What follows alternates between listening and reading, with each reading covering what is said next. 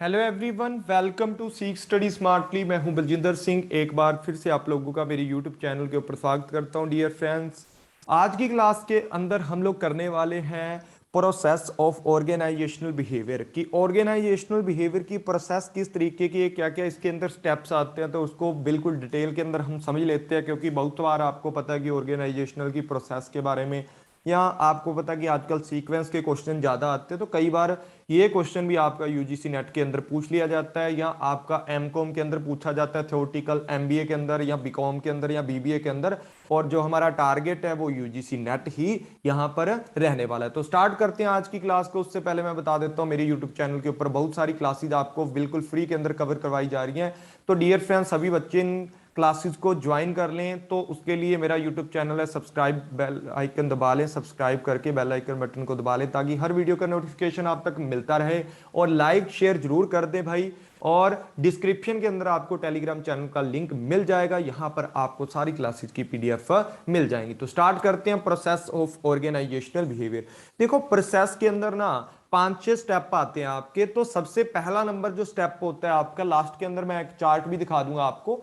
तो सबसे पहले नंबर वाला स्टेप आपका होता है कि बिहेवियर एनालिसिस, व्यवहार का विश्लेषण करना। The first step of organisation is the analyse the behaviour of the employee. Employee जो आपकी कंपनी के अंदर कर्मचारी काम करते हैं, उनके बिहेवियर को अच्छे से समझा जाता है। ठीक है, theory drawn from the various discipline are use the analyse. देखो, बहुत कुछ मैंने आपको पीछे बताया था कि कौन कौन सी चीजें आपकी कंट्रीब्यूशन करती हैं, किस किस तरीके की जो थ्योरी है या किस किस तरीके के सब्जेक्ट हैं जो आपको क्या करते हैं, हेल्प करते हैं ऑर्गेनाइजेशनल बिहेवियर के अंदर लोगों के व्यवहार को समझने के लिए, इनके बिहेवियर की स्टडी करने के लिए। तो 3 लेवल के ऊपर आप लोग क्या करते हो, स्टडी करते हो। पिछली जो डिसिप्लिन वाली वीडियो थी उसके अंदर मैंने आपको बताया था कि 3 तरीके की चीजें होती हैं, जिनके अंदर हमारे 5-6 टाइप के जो आपके क्या होते हैं आपके पॉइंट होते हैं या सब्जेक्ट होते हैं जो ऑर्गेनाइजेशनल के अंदर पढ़े जाते हैं। फर्स्ट नंबर पे बात करते हैं किसकी, एट इंडिविजुअल लेवल की। At the individual level various expect होते हैं, जैसे एटीट्यूड है, परसेप्शन है, लर्निंग है, मोटिवेशन है, मोरल है, जॉब सेटिस्फैक्शन है। ठीक है, इसके अलावा भी अगर ट्रेनिंग है, ठीक है, पर्सनैलिटी है, लीडरशिप इफेक्टिवनेस है, इसके अलावा एटीट्यूड मेजरमेंट है, परफॉर्मेंस है, इंडिविजुअल डिसीजन मेकिंग कैसा है, जॉब डिजाइन क्या है, वो सारी चीजें आपकी इंडिविजुअल लेवल के ऊपर आ जाती हैं। पिछली क्लास आप देख लेना, उसके अंदर मैंने सारी चीजें आपको अच्छे से समझाई हुई हैं। एट ग्रुप लेवल, अगर ग्रुप लेवल की मैं बात करूं तो ग्रुप लेवल के ऊपर क्या क्या चीजें आती हैं। ग्रुप लेवल पे आता है ग्रुप डायनेमिक है, ठीक है, ग्रुप के अंदर कैसे कंफ्लिक्टिंग है, ठीक है, मैसेजिंग क्या है, किस तरीके की लीडरशिप है, कौन सी पावर है, ये सारी बातें आपको एनालाइज करनी पड़ती हैं। तभी तो आपको पता लगेगा ना ग्रुप के अंदर कौन कौन सी चीजें आपकी क्या हैं इस टाइम पर। वो विश्लेषण करने से हमें ग्रुप की जो करैक्टरिस्टिक है पता लगेगी। उसके बाद ऑर्गेनाइजेशन, ऑर्गेनाइजेशन के अंदर ग्रुप की ऑर्गेनाइजेशन की वैल्यू क्या है, ऑर्गेनाइजेशन का कल्चर क्या है, कौन कौन से फैक्टरल पॉइंटों के ऊपर ये क्या करते हैं, केंद्र बिंदुओं के ऊपर फोकस करते हैं, किस तरीके का ऑर्गेनाइजेशन का कल्चर वैल्यू एंड किस तरीके के चेंजेस है, किस तरीके का इसके अंदर क्या है आपका कंपैरेटिव वैल्यू है, किस तरीके की आपकी कंपैरेटिव एटीट्यूड है। ये सारी की सारी बातें आपकी ऑर्गेनाइजेशनल लेवल के ऊपर आपको देखने को मिलती है। ये सारी बातों का आपको अच्छे से यहां पर समझना होता है। उसके बाद बात करते हैं नंबर 4 के ऊपर। नंबर 4 की अगर मैं बात करूं, इसके अंदर बात करते हैं अंडरस्टैंडिंग ऑफ बिहेवियर। ठीक है, अंडरस्टैंडिंग ऑफ बिहेवियर, व्यवहार को समझा जाता है। पहले तो आपने डिसाइड कर लिया, एनालाइज कर लिया तीनों लेवल के ऊपर। 3 तरीके के आपके लेवल होते हैं ऑर्गेनाइजेशन के, तीनों लेवलों पर आप लोगों ने क्या कर लिया, पहले और बिहेवियर को एनालाइज कर दिया। अब अंडरस्टैंड करना है बिहेवियर को। एनालाइज कर दिया, हमें पता लग गया कि ये बंदा इंडिविजुअल के अंदर आता है, इसका बिहेवियर, इसका ग्रुप के अंदर आता है, इसका ऑर्गेनाइजेशन के अंदर आता है। अब इस इंडिविजुअल बिहेवियर को समझना है, इस ग्रुप जो आपका लेवल है इसको समझना है, ऑर्गेनाइजेशनल लेवल के ऊपर आपको इंडिविजुअल के जितने भी लोग ऑर्गेनाइजेशन के अंदर काम करते हैं इनके बिहेवियर को समझना है। Understanding of behaviour, after analysing the behaviour at different level and attempting the main of understanding the behaviour. यहां पर हम लोग क्या करते हैं, विभिन्न सत्रों पर जो आपका बिहेवियर है उसका विश्लेषण करने के बाद हम लोग ये समझते हैं, to understand behaviour mean to now about the main factor influence. आपके बिहेवियर को मेन फैक्टर कौन सा है जो इन्फ्लुएंस कर रहा है, आप किस तरीके से बातचीत कर रहे हो। ठीक है, it is the basis of the these, बहुत सारे आपके पॉइंट हो सकते हैं। For example, if employee feel that financial position is weak. अगर किसी को ये लगता है कि उस कर्मचारी की जो आपकी उसको पैसे मिलते हैं, ठीक है ना, उसकी मॉनिटरी जो सिस्टम है उसका वीक मिल रहा है, उसको जो उसको पेमेंट मिल रही है, अगर ये चीज उसको ऐसा लगता है कि उसकी वित्तीय स्थिति कमजोर है, तो उसको मोटिवेशन करना चाहिए, उसको और पैसे देने चाहिए, तभी तो वो अच्छे से काम करेगा ना, तभी तो हमारे ऑर्गेनाइजेशन के अंदर वो अच्छे से काम कर पाएगा। इसके लिए क्या होता है, allocation of the work decide on the basis of the understanding of the behaviour. इसके जरिए हम समझ लेते हैं, कार्यों को बांटते हैं और उसके आधार पर हम लोग निर्णय लेते हैं कि किस बंदे को कितनी पेमेंट आपको दी जाएगी, वो सारी चीजें आपकी देखी जाती हैं। प्रेडिक्शन ऑफ बिहेवियर, अनुमान लगाया जाता है कि कैसे कोज हैं, ठीक है ना, किस कैसे कैसे कोज आपको होंगे, ठीक है ना, कौन कौन से कोजिस से आपके ऊपर क्या लगने वाला है, इफेक्ट पड़ने वाला है। आपको बहुत सारे आपके ऑर्गेनाइजेशन के अंदर कोज हैं, कौन कौन से कोजिस से आपके ऊपर किस तरीके का इफेक्ट जाता है, क्या वो कोज है आपके ऊपर इफेक्टिव तरीके से मतलब आपके बिहेवियर को चेंज कर रहे हैं या नहीं कर रहे। इसके लिए बहुत सारी टेक्निक्स आपके अंदर होती हैं, ठीक है ना, कौन से कोज हैं जो आपके ऊपर इफेक्ट डालते हैं, आपके बिहेवियर को चेंज करते रहते हैं टाइम टू टाइम। वो सारे फैक्टों का अनुमान लगाना है कि आपका जो बिहेवियर है किस तरीके से चेंज होता है, किस तरीके से उसके अंदर क्या होता है। मतलब यह देखा जाता है कि कोई भी बंदा एक टीम के अंदर कितना समर्पित भाव से काम करता है, कितना टीम के अंदर, टीम की भावना उसके अंदर कैसी है, वो कैसे काम करना चाहता है, वहां से अनुमान लगा सकते हैं ना कौन कौन सी चीजें उसके ऊपर कोच के रूप में काम कर रही हैं, कौन कौन सा उसके ऊपर बाद में इफेक्ट आता है। उसके बाद बात करते हैं कंट्रोल ऑन बिहेवियर।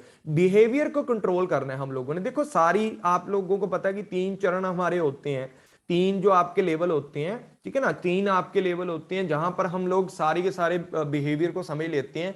तीनों चरणों में यह स्पष्ट हो जाता है कि कर्मचारी कब कैसे कैसा व्यवहार करेगा, यह सारी चीजें आपको तीनों लेवलों पर पता लग जाती हैं। यदि कर्मचारी की ओर से अवांछित व्यवहार की उम्मीद है तो उसके लिए जिम्मेदार घटक की सूची बनाई जाती है। मतलब ऐसा मान लो कि कौन सा ऐसा कोज है जो आपके कोज के मतलब आपके बिहेवियर के ऊपर ऐसे कोज को ढूंढने की कोशिश की जाती है जो आपके बिहेवियर के ऊपर नेगेटिव इंपैक्ट डालता है, या आपके बिहेवियर, आपको उम्मीद नहीं थी कि कोई बंदा ऐसा काम कर सकता है, मतलब बिहेवियर है जो वो अनएक्सपेक्टेड हो जाता है, हमारी पहुंच से बाहर हो जाता है, अनडिजायरेबल बिहेवियर आप करने लग जाते हो। तो उसके लिए कौन कौन से ऐसे फैक्ट हैं जो आपको अनडिजायरेबल बिहेवियर करने के लिए क्या करते हैं, आपके ऊपर इंपैक्ट डालते हैं। तो ऐसी चीजों के लिए यहां पर क्या होता है, पूछा जाता है, देखा जाता है, समझा जाता है, ठीक है। ऐसी चीजों के लिए हम लोग क्या करते हैं यहां पर मतलब थोड़ा सूची बना लेते हैं कि लिस्ट बना लेते हैं ऐसे फैक्टर की, कौन कौन से चीजें हैं जिनके द्वारा आप कंट्रोल हो पाते हो, या कौन कौन से ऐसे घटक हैं जो आपके ऊपर इंपैक्ट डालते हैं, अनडिजायरेबल इंपैक्ट डालते हैं। तो उन चीजों के ऊपर टाइमली कंट्रोल करके बंदे के जो और बिहेवियर होता है उसको काबू में किया जा सकता है और अच्छे से काम करवाया जा सकता है। उसके बाद बात करते हैं ऑर्गेनाइजेशनल इफेक्टिवनेस।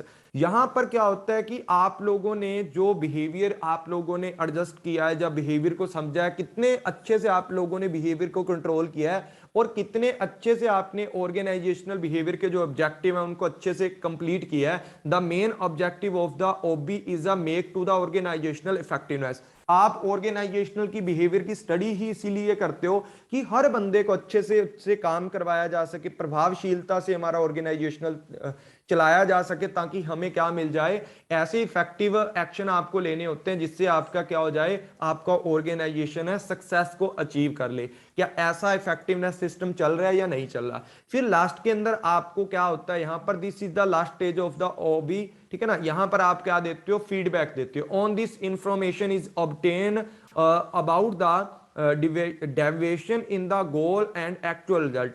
मतलब आप लोगों ने ऑर्गेनाइजेशनल के जो बिहेवियर हैं, जो लोग उसमें काम करते हैं, कितना एक्चुअल जो आप लोगों ने क्या किया था, एक तरीके का मतलब रिजल्ट आपका निकला, और गोल जो स्टैंडर्ड लेवल थे आपके गोल थे वो कितने आप लोगों ने रखे थे, इनके बीच का जो डेविएशन होता है उसको पता किया जाता है। और उसके लिए आप क्या कर देते हो, दोबारा से कुछ स्टेप लेते हो ताकि उनको भी कवर अप किया जा सके। तो ये सारी बातें आपकी ऑर्गेनाइजेशनल बिहेवियर के अंदर होती हैं। पहले बिहेवियर का एनालाइज करते हैं, फिर बिहेवियर को अलग अलग लेवल पर एनालाइज करते हैं, ग्रुप, इंडिविजुअल, ग्रुप, ऑर्गेनाइजेशनल, फिर तीनों के बिहेवियर को अलग अलग से समझा जाता है। फिर देखा जाता है प्रेडिक्शन की जाती है कि अगर ऐसे कोज होंगे तो आपके ऊपर कैसे इफेक्ट पड़ने वाले हैं, इंडिविजुअल पे, ऑर्गेनाइजेशन पे और ग्रुप के ऊपर। फिर जो एक्सटर्नल आपके कुछ इफेक्ट होते हैं, अगर वो आपके ऊपर इफेक्ट करते हैं, कुछ ऐसे कोज होते हैं जो अनएक्सपेक्टेड होते हैं, अनडिजायरेबल बिहेवियर वहां पर आप करते हो, उनको कंट्रोल करने के लिए एक लिस्ट तैयार की जाती है कि आइंदा ऐसा बिहेवियर ना हो। फिर देखा जाता है कि हम लोगों ने सारी चीजें कर ली हैं, अब ऑर्गेनाइजेशन कितना अच्छे से काम कर रहा है, तो उस चीज को यहां पर देखा जाता है कि ऑर्गेनाइजेशन कितना इफेक्टिव तरीके से काम कर रहा है। उसके बाद हम बात करते हैं यहां पर किसकी, फीडबैक की। फीडबैक में देखा जाता है कि हम लोगों ने जो कंट्रोल किया, सब कुछ किया, ऑर्गेनाइजेशन के उद्देश्यों को इफेक्टिव पूरा करने की कोशिश की है। अब हम लोग लास्ट में ये देखते हैं कि आप लोगों ने अपने एक्चुअल जो आपके रिजल्ट हैं वो कितने मैच करते हैं आपके ऑर्गेनाइजेशन के जो स्टैंडर्ड, जो आप लोगों ने क्या रखे हुए थे, जो कुछ ऑब्जेक्टिव रखे हुए थे, उनको कितना पूरा कर रहे हैं। उनके बीच का जो क्या आता है, विचलन आता है, उनके बीच का जो विचलन आता है या डेविएशन आता है वो कितना है, उनको दूर करने के लिए यहां पर आप क्या करते हो, बातचीत करते हो।